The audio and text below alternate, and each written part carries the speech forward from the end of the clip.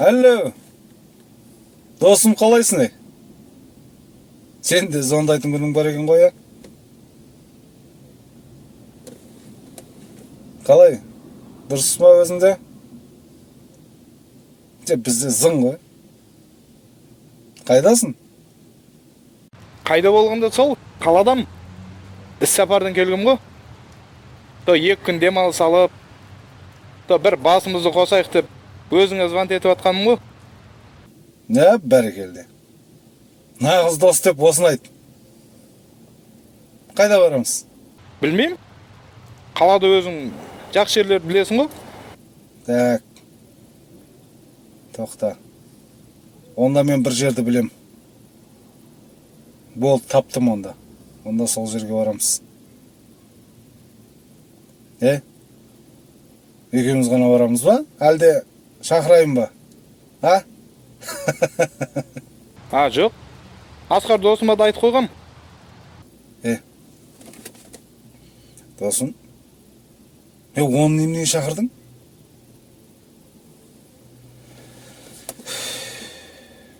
Намыс қылмайсың ба сонымен бірге отқанға? Біреудің қорасын торалап, дуалын тұрғызып, күніне әрең көріп жүрген адамды. Сенде. Араласатын дұрыстау адам тапсайшы қасыңа. Қой, олай деме досым. Жарайды, баратын жердің адресін жібере сал. 2 сағаттан кейін сонда кездесеміз. Жарайды, давай.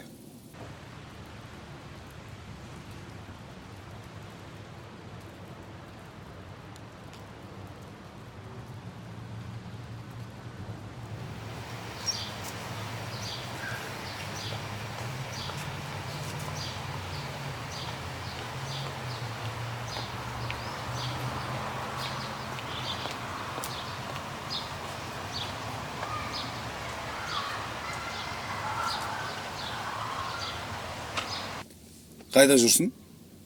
2 сағат болды күтіп отқанымызға. Жағым деген уақытта шықпайсың ба?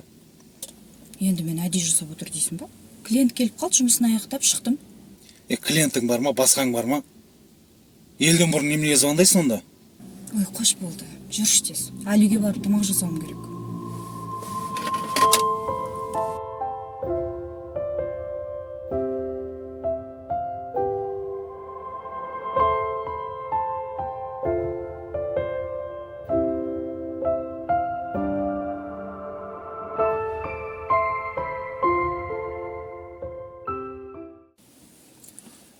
Ақша берші маған.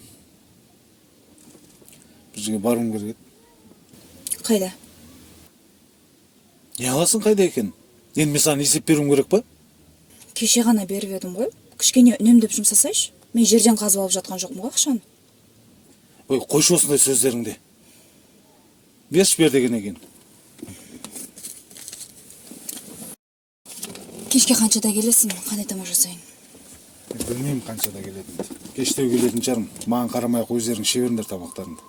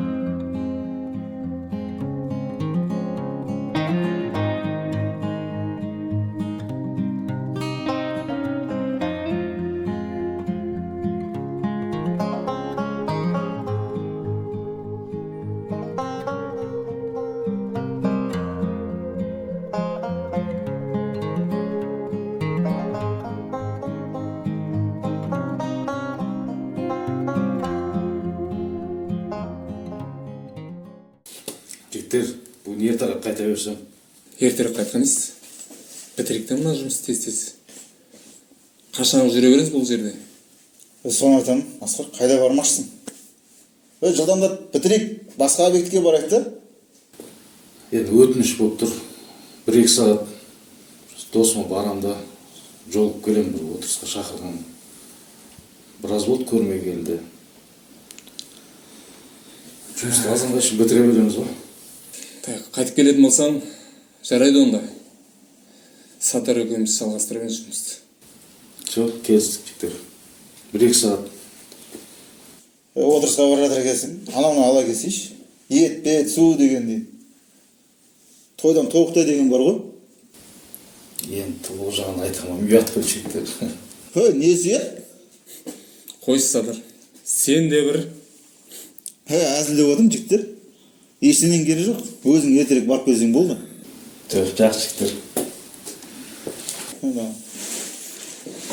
Қой, ұрыста тұрыс жоқ. Жұмысымызды жалғастырайық ары қарай. Болады.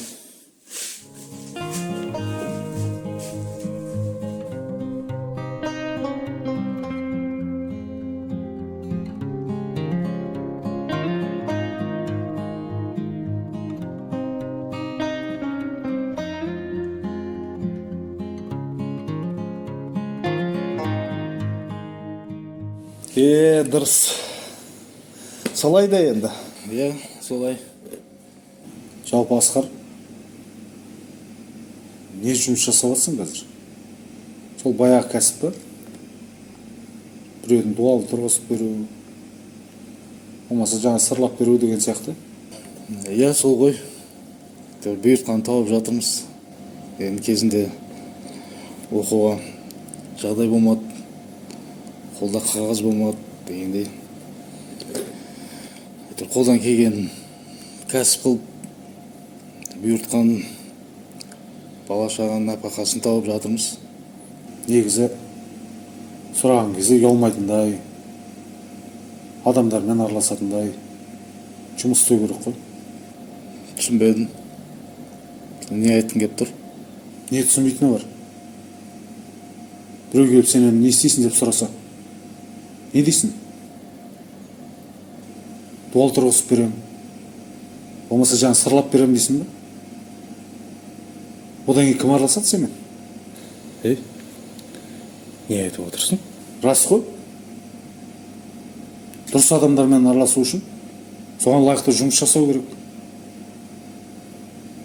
Дәрежесі төмен адамдармен, дәрежесі жоғары адамдармен деген сияқты да. Тым қатты кетіп қалған жоқсың ба? Артық кеткен ештеңкесі жоқ. Мен расын айтып отырмын. Ренжіме досым, әзілдеп жатыр ба? Несіне ренжейсің? Айтқанда дұрыс шығар. Әрине дұрыс. Жарайды жігіттер, рахмет.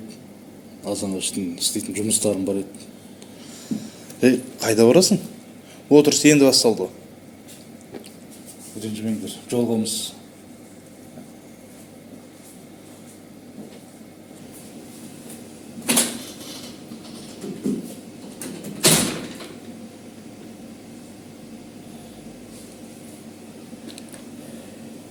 Не болды саған? Не болды? Бұдан кейін шақырмаш бұны. Адам позорын шығарды. Сен қашаннан бері адам таңдап араласатын боласың? Адамның киген киіміне, істеген қызметіне қарап бағалайтын болсаң, сен қатты қателесесің. Сырты бүтін, іші түтін адамдар да көп. Ал сырты бүтін болмаса да, ішкі жан дүниесі керемет жандарда кездеседі. Сырты бейнесіне қарап ешкімге баға бермей қой. Әр адамның жанын түсіне біл. Дуал жөндейсің, қора жөндейсің деп, сен оны менсінбей отырсың ғой.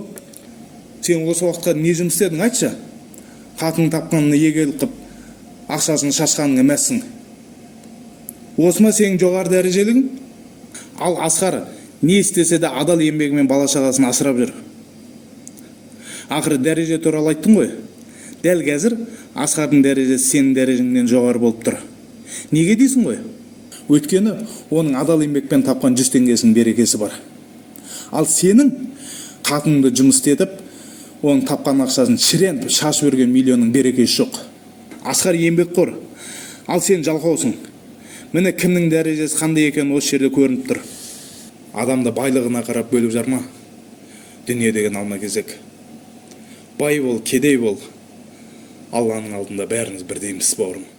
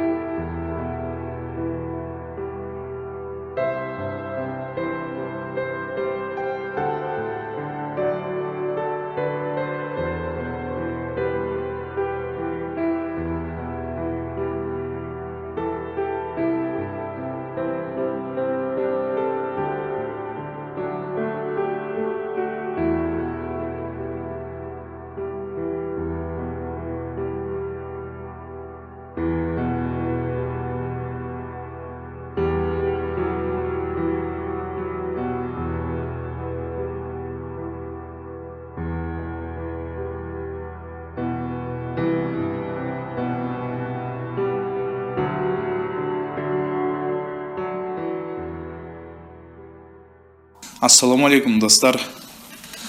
Біздің мына жаңа қазақша фильм сіздерге ұнаған болса, өздеріңіздің ойларыңызды комментарияда қалдырып, қоңыраушаны басып, осы Фаза фильм каналына тіркеліп кетіңіздер.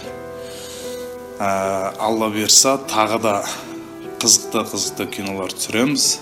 Сол киноларды көргілеріңіз келсе, бізбен бірге болыңыздар. Ассаламу алейкум.